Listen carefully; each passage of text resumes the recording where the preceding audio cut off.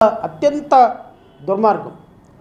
164 సీట్లు గెలుచుకున్నటువంటి కూటమి ప్రభుత్వం ఆఫ్టర్ ఒక జెడ్పీటీసీ ఎన్నిక కోసం ఇంతగా పరితపించిపోతుంది, ఇంతగా అధికార దుర్వినియోగానికి పాల్పడుతుంది, ఇంతగా పోలీస్ వ్యవస్థని మ్యానిపులేట్ చేస్తుంది, ఇంతగా దుర్మార్గాలు చేసి ఎన్నికల వ్యవస్థని అపహాస్యం చేస్తుంది అంటే నిజంగా పిటి. ఎందుకంటే రాష్ట్రంలో ప్రజాస్వామ్యంలో డెమోక్రసీ అంటేనే పేరు మార్చేసి కేవలం డబ్బుతోటి అధికార బలంతో మాత్రమే గెలవగలిగినటువంటి ఎలక్షన్గా చేసినందుకు చాలా బాధపడుతున్నాం. ఎందుకంటే మాలాంటి వాళ్ళు రేపొద్దున ఎన్నికల్లో గెలవాలి అంటే ఎట్లా అండి? మాలాంటి వ్యక్తులు, మాలాంటి పార్టీ అభ్యర్థులు ఎన్నికల్లో పోటీ చేయాలంటే ఎలా? ఈ విధంగా పోలీసుల్ని, అధికారుల్ని, నాయకుల్ని వేల కోట్ల రూపాయలు ఒక జడ్పీటీసీ ఎన్నికలకు వాడుతుంటే ఎక్కడి నుంచి వస్తాయండి? ఇదిగో 7,500 కోట్ల రూపాయలు అప్పులు తీసుకురావటం, 2 లక్షల కోట్ల రూపాయలు అప్పులు తీసుకొచ్చారు. ఎవరికి వచ్చారు ఎవరికి తెలియదు. ఈ 2 లక్షల కోట్ల రూపాయల ఎన్ని వేల కోట్లు నారా లోకేష్ అకౌంట్లోకి వెళ్ళి, ఎన్ని వేల కోట్లు చంద్రబాబు నాయుడు అకౌంట్లోకి వెళ్ళి, ఎంత పర్సంటేజ్ పవన్ కళ్యాణ్ అకౌంట్లోకి వెళ్ళి, మరి ఈ డబ్బులన్నీ తీసుకుని వెళ్ళి ఎలాంటి ఎలక్షన్స్లో కదా పెట్టేది? ప్రజల ఆస్తులకు రక్షణ లేదు, ప్రజలు లేదు. ఈ డబ్బులన్నీ తీసుకుని వెళ్ళి రేపు ఎలక్షన్లో ఖర్చు పెడుతున్నారు. ఒకవేళ ఎలక్షన్లో ఖర్చు పెట్టకపోయినా అధికారులు, పోలీసులు అంతా వాళ్ళకి సహకరిస్తున్నారు. మాలాంటి వ్యక్తులు నుంచుంటే కనీసం మాలాంటి వ్యక్తులు ఓటు మేము వేసుకోవడానికి కూడా అవకాశం లేని ఎన్నికల వ్యవస్థలో వెనక కూర్చున్నాడు డాక్టర్ బిఆర్ అంబేద్కర్. ఆయన ఏం ఆలోచించాలండి? దేనికోసమండి ఆయన ఓటు హక్కు ఇచ్చింది?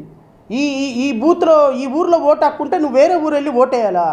వేరే ఊరు వెళ్ళే ఓటేసేటప్పుడు ఒక 100 మంది తెలుగుదేశం కూటమి నాయకులు అందరూ కూడా 100 మంది పొలిమేరల దగ్గర నుంచి కత్తులు బరిసెలు పట్టుకొని నుంచుంటే ఈ ఊరు నుంచి ఆ ఊరికి ఓటర్లు ఎట్లా వెళ్తారండి? What kind of democracy is it? ఇందుకోసమేనా మనం రాజ్యాంగం రాసుకుంది? అంబేద్కర్ గారు రాజ్యాంగం రాసింది. ఒక జడ్పీటీసీ ఎన్నికకి 1000 మంది గూండాలను దించి 10,000 మంది పోలీసులతో పహారా కాస్తుంటే, ఒక రాజకీయ పార్టీ 151 సీట్లు ఉన్న రాజకీయ పార్టీ తల్లడిల్లిపోతుంటే జడ శ్రవణ్ కుమార్ పార్టీ ఎక్కడి నుంచి వస్తుందండి? ఎందుకంటే ఇంకా రాజ్యాంగం రాసుకుంది. రెడ్ బుక్ ఎలక్షన్స్ ఇవి. ఈ ఎలక్షన్స్ రాజ్యాంగబద్ధమైన ఎలక్షన్స్ కాదు. These elections called red book elections.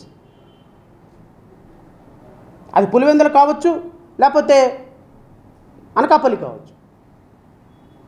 ఎక్కడి నుంచో ఉన్న సీఎం రమేష్ 300 కోట్ల రూపాయలు అట్లా ఇసిరేసి అనకాపల్లిలో ఎంపీగా గెలిచేసి ఫ్లైట్కి వెళ్ళిపోయినారు.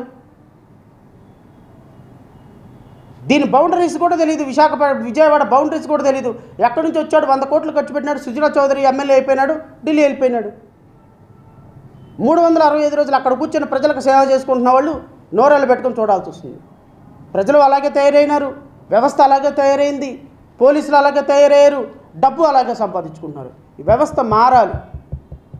వ్యవస్థ మారాలి అంటే రావాల్సింది మార్పు ప్రజల్లో. ఈరోజు పులివెందుల్లో జడ్పీటీసీ ఎన్నికల్లో జరుగుతున్న అక్రమాలే రేపు 2029లో మనకు తార్కాణం. ఈ విధంగా ఎలక్షన్లు జరిగితే ఇంక ఈ దేశంలో ఎందుకు? అమెరికాలో పెట్టినట్టు 2 పార్టీలే పెట్టండి, తెలుగుదేశం ఆర్ వైఎస్ఆర్సీపీ. ఇంకా రాజకీయ పార్టీలను బ్యాన్ చేయమని అడుగుతున్నాను నేను. అనవసరం.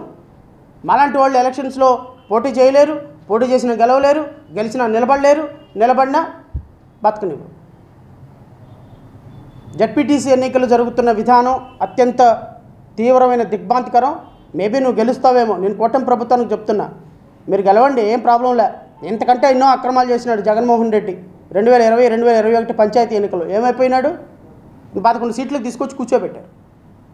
85 సీట్లు, 86%, 89% పంచాయతీ ఎలక్షన్లు గెలుచుకున్నాను, 93% మున్సిపాలిటీ గెలుచుకున్నానని అనర్గళంగా ప్రకటించుకున్నాడు జగన్మోహన్ రెడ్డి. ఏమైపోయినాడు? 11 సీట్లు ఇచ్చి కూర్చోబెట్టారు పక్కన.